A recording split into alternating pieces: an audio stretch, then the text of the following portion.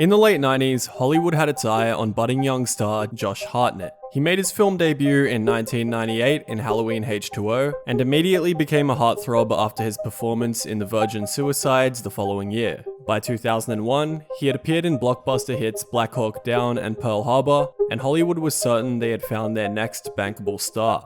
He ticked all the boxes: looks, charm, talent. Even being labeled the next Tom Cruise, everything was pointing towards Josh Hartnett becoming the next big thing. But right at the peak of his fame, Hartnett did the unexpected, famously turning down the role of Superman and even deciding against pursuing the role of Batman in Batman Begins. Hartnett raised eyebrows when he suddenly left Hollywood. Becoming famous at the age of 20 years old or whatever, yes, I think it did. I think it had a massive effect on my mental health. The worst part about being a teen heartthrob is like being a teen, because you're still filled with self-doubt. So the best thing for me to do was to take a step back and kind of reassess my life. Now, after almost 20 years, Josh Hartnett has started to make a comeback. With roles in mainstream shows and films, including M. Night Shyamalan's Trap, Hartnett has finally returned to the spotlight, this time on his own terms. This is why Josh Hartnett refused to sell his soul to Hollywood.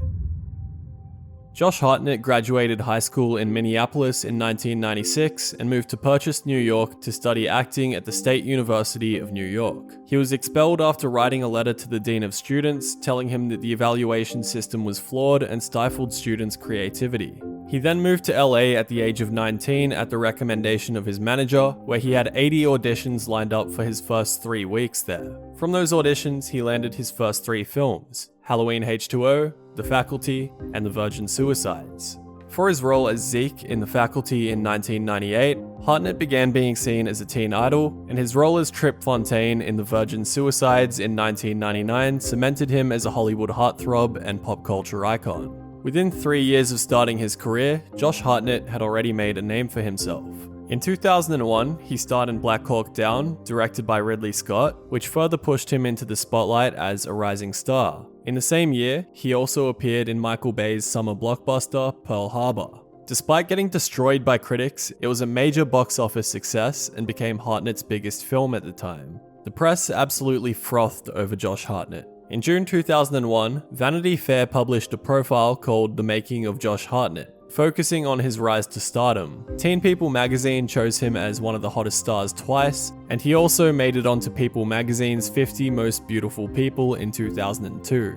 But when Josh Hartnett found himself in the position that most actors think they want for themselves, he realized that it wasn't where he wanted to be. He became uncomfortable with his public image and disillusioned with fame in general. He said, "I was on the cover of every magazine. I couldn't really go anywhere. I didn't feel comfortable in my own skin. I was alone. I didn't trust anyone." He also said that there was no clear line between happy Josh and unhappy Josh, and that he didn't know exactly who he wanted to be yet. But it became difficult not to think about what others thought of him, and he quickly realized that people wanted something from him that he didn't see in himself. As an actor, I wanted to try and do something that felt more authentic to me, but the big machine wants you to do something very tried and true. Being a Hollywood heartthrob was never his intention, and the status was limiting on his talents and his intention at the time to be a serious actor. And his experience with fame took a dark turn when he also became the target of stalkers. People's attention to me at the time was borderline unhealthy. There were incidents. People showed up at my house, people that were stalking me. A guy showed up at one of my premieres with a gun, claiming to be my father. He ended up in prison. As a result, Josh Hartnett made the decision to reject fame and step away from major studio films. He stopped working for 18 months, left LA, and moved back home to Minnesota, where he reevaluated his career and what was best for him. It was around this time in the early 2000s that Josh Hartnett was offered the role of Superman several times. He turned down the role each time, reportedly not wanting to commit to the 10-year contract. The offer was rumored to be $100 million for 3 movies, but for Hartnett, the money wasn't relevant. I somehow knew those roles had potential to define me, and I didn't want that. I didn't want to be labeled as Superman for the rest of my career. I was maybe 22, but I saw the danger.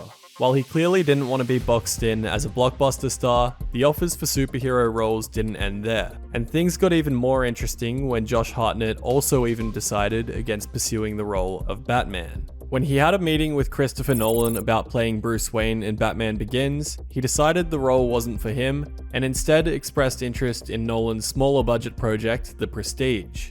He said that Christopher Nolan then didn't want to cast him in The Prestige, and both of the potential roles eventually went to Christian Bale. He has since expressed some regret about his decision, citing that Christian Bale has avoided being typecast after playing Batman.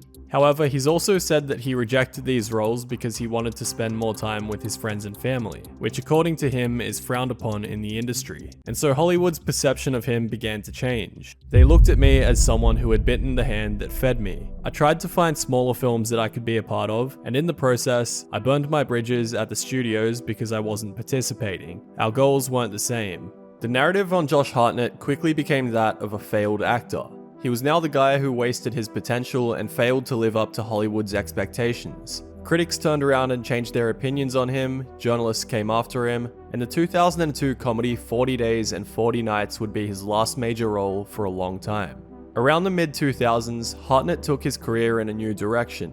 He started only taking roles that challenged him and mattered to him personally, and his roles became increasingly less mainstream. He appeared in small under-the-radar films, as well as a horror show called Penny Dreadful for 3 years. He still stayed artistically ambitious and never stopped working, though he took the path of a low-key indie actor rather than a movie star. This career choice allowed him to live a simpler and relatively normal life. During this time, Hartnett and his wife Tamsin Edgerton started a family. Together, they live in Surrey, England, where Hartnett still gets to pursue his creative passions and spend plenty of time with his family. This was what he always wanted. As he put it, I decided to have a life, to put that first. That was always my goal. The road to the top in Hollywood often comes at the cost of damaged personal relationships. Josh Hartnett has said that he values his lifelong friendships and family connections, and has always made sure not to let his career take over these aspects of his life. And he refused to sacrifice everything for a glamorous career that he knew would lead him to misery.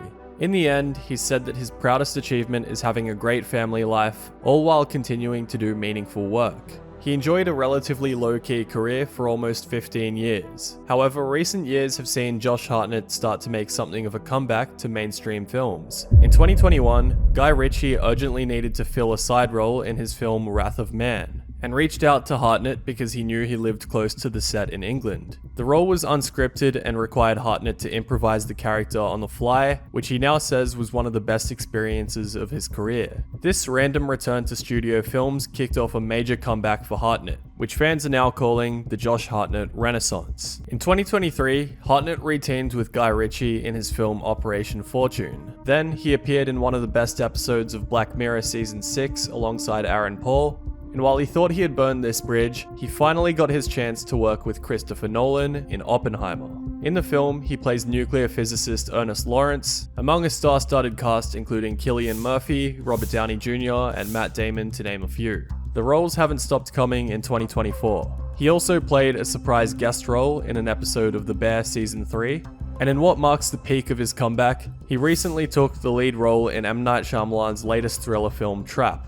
In the film, he plays a family man named Cooper, who also secretly happens to be a serial killer known as the Butcher, who takes his daughter to a concert for her favorite artist, just to find out that the police are using the concert as a trap to catch him. The role was something that he was drawn to as a father himself, fascinated by the concept of a devoted father mixed in with a deranged serial killer. He prepared for the role by researching psychopaths and reading books about serial killers, and was praised for his performance in the film. I watched Trap myself, and while I don't think it was a great movie, it was nevertheless a fun watch and a welcome comeback for Josh Hartnett. You can definitely tell that he had the time of his life with the role. You're kind of dope, right? Despite his return to the spotlight, and despite the Josh Hartnett renaissance, Hartnett still has no interest in the Hollywood dream.